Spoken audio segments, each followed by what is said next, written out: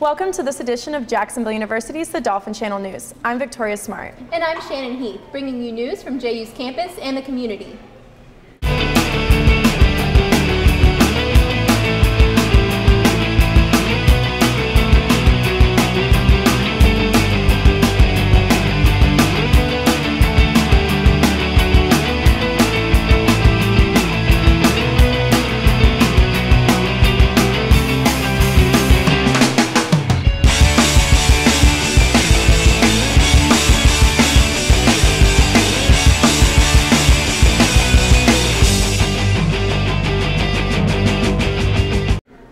The First Coast Wind Ensemble harmonizes its way to JU.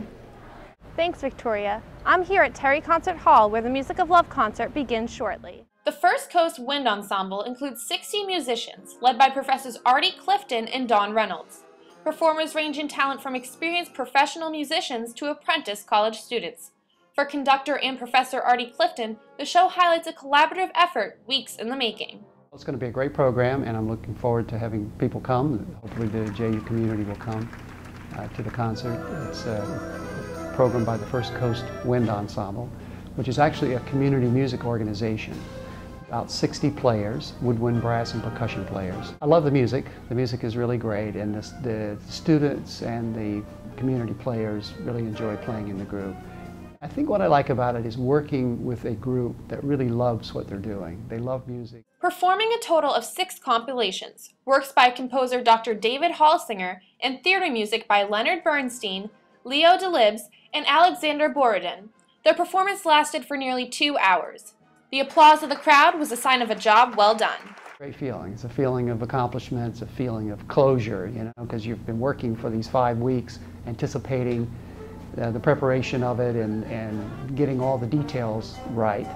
And then when it finally happens, then it's very fulfilling.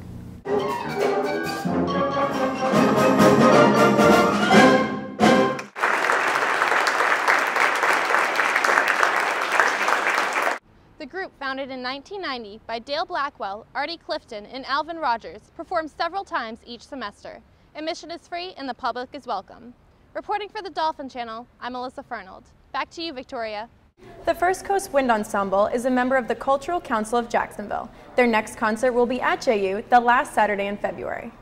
Now we join Alicia Esteban, who investigated more about the training corps on campus. Alicia? Thank you, Shannon. JU is home to one of the nation's largest ROTC units. Between the early drills and strict schedule, staff members and students believe they play an important role to JU's community.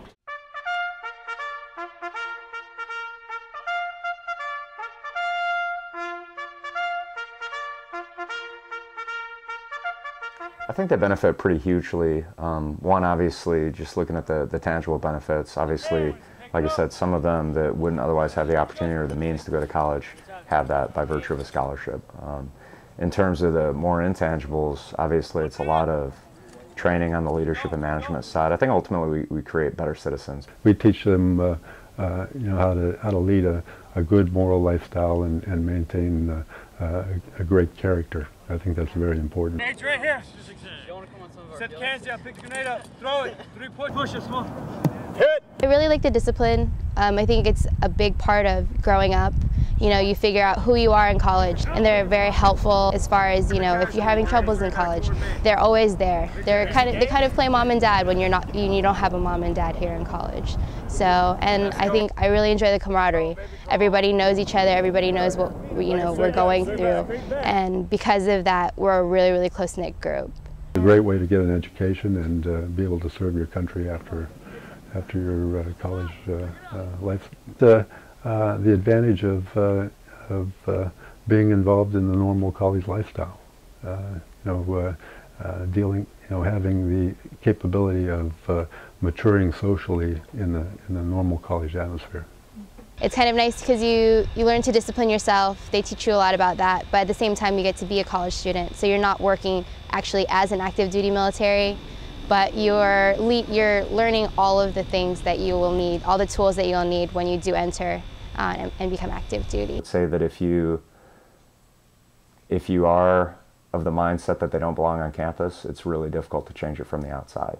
I think it would be easier to influence the military in this environment, as opposed to just say, well, we're going to completely separate them. Go set a nation that draws too broad of a difference between its scholars and its warriors, will have its thinking done by cowards and its fighting done by fools. And I think that's fairly profound and fits this very well. For more information, you can visit the unit next to the sports practice fields. Thank you, Alicia. And congratulations to the College of Fine Arts as music theater students took top honors at a regional singing event. Practice paid off for Alex Frost as she took home first place in the second-year student music theater category. Last year I didn't place at all, and this year I got first, so it was really surreal, and I've worked really, really hard to get where I am, and all my hard work paid off.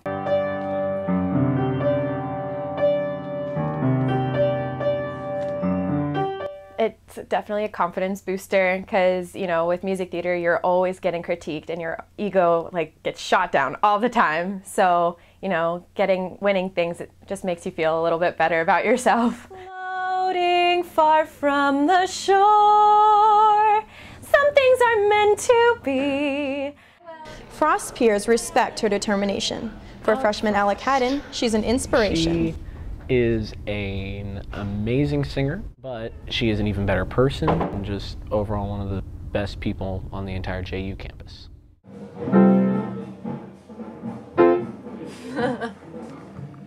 Both students will perform next month on campus at the Spring Musical Theater Workshop.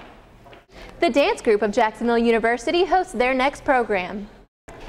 In the Swisher Theater, final preparations for the upcoming Winter Dance Concert have begun. With rehearsals every day, the dancers have more than 15 training hours a week. Freshman and dance major DeAndre Smith looks forward to the show's premiere. I'm looking forward to the finished effect. With the seniors teaching their pieces, it was more of a challenge for them. I have to make sure that my mindset is in the dance so that it can translate through my body. The very last piece, like the final piece, is about me being in a conscious state of mind, and everyone else is almost like they're trapped in a box. So I get to play all kind of characters, so that's exciting. Graduating dance seniors will combine contemporary choreography with original work. Sweet Charity will be choreographed by JU alumnus Lisa Clarkson. Singled Out took to campus JU style. The dating game show leaves one contestant selecting a blind date from a group of 4 students. The winner goes on a date with a singled out contestant. The event, hosted in part by JU sororities and good fun, raised money for local charities. For Pan-Hellenic President Kat Thomas, the new event was a welcomed addition. I really did enjoy it. It was really awesome and fun, and I think Brittany did a wonderful job organizing it. With 4 rounds of the dating game, participants included 2 guys and 2 girls, along with the winners of the dating game. The event raised over $400. Now we turn to sports reporter Natalie Berman from News from JU Athletics. Looks like we had a busy weekend. That's right, and some seasons are just beginning.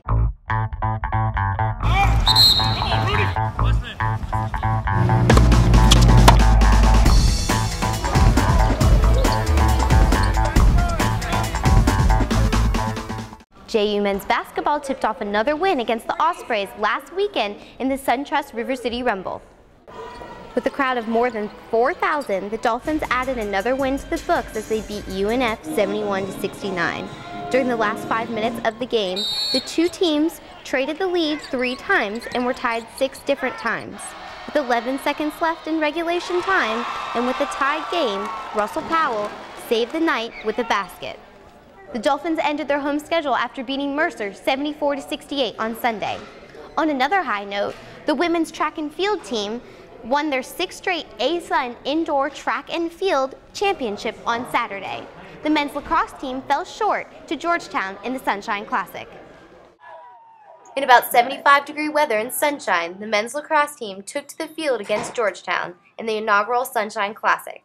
The Hoyas took a 5-0 lead with just 10 minutes left in the game, but fell short as the last whistle blew at the end of the game, 15-12.